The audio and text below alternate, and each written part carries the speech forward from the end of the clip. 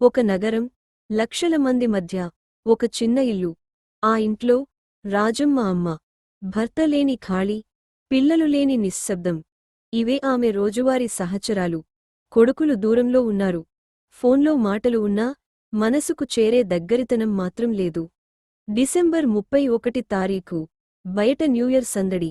కాని రాజమ్మ ఇంట్లో దేవుడి ముందు కూర్చుని ఆమె నెమ్మదిగా అనుకుంటుంది, ఇంకో ఏడాది కూడా ఇలా ఒంటరిగా ముగిసిపోయిందా?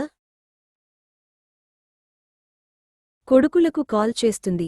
ఒక్కొక్కరికి ఒక్కొక్కసారి, అమ్మా, ఈరోజు కుదరదు, ఆఫీస్ పార్టీ ఉంది. అమ్మా, పిల్లలు ఉన్నారు, ఇంకోసారి తప్పకుండా మాట్లాడుదాం. రాజమ్మ చేతిలో ఫోన్ అలాగే ఉండిపోతుంది. ఆమె కళ్లలో మాత్రం మాటలు మిగిలిపోతాయి. అలా ఆమె మనసు ఒంటరితనంలో మునిగి, జ్ఞాపకాలు ఫోటోల రూపంలో కళ్లముందు తిరుగుతుండగా బాధతో రాజమ్మ తల వంచి కూర్చుంది. డిసెంబర్ 31 రాత్రి. బయట న్యూయర్ సందడి, లైట్ల వెలుగు, పటాసుల శబ్దం, గడియారం నెమ్మదిగా కదులుతూ 11:50 చూపిస్తోంది. పక్కింటి నుంచి నవ్వులు, పిల్లల హడావుడి. ఆమె మనసు తడిసి కిటికీ మూసేస్తుంది. అప్పుడే ఒక కాల్.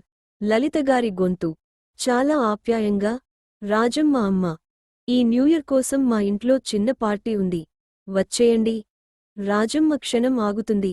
మనసులో ఒక్క ప్రశ్న, వాళ్ల మధ్య నేను వద్దులే అని చెప్పి ఫోన్ కట్ చేస్తుంది. కాని ఆ మాటల్లో దాగిన ప్రేమ ఆ నిర్ణయాన్ని కుదిపేస్తుంది. చీర సర్దుకుని నెమ్మదిగా అడుగు వేస్తుంది. పక్కింట్లోకి అడుగు పెట్టగానే ఆమెకు ఒక ఇల్లు కాదు, ఒక కుటుంబం కనిపిస్తుంది. ఈ న్యూయర్ మీ చేతులతోనే మొదలవ్వాలి అమ్మా. రాజమ్మ కళ్లలో కన్నీళ్లు, ఈసారి బాధతో కాదు, ఆనందంతో. గడియారం 12 కొడుతుంది. Happy new year. కేక్, చిరునవ్వులు, పిల్లల అరుపులు. అమ్మమ్మ, ఆ ఒక్క మాటతో రాజమ్మకు మళ్లీ ఒక గుర్తింపు దొరుకుతుంది. మీరు ఒంటరిగా ఉన్నానని అనిపించిన క్షణాల్లో కూడా మీ చుట్టూ ఉన్న చిన్న ప్రేమను గుర్తించండి. ఆ ప్రేమతోనే ఈ కొత్త సంవత్సరానికి స్వాగతం పలకండి.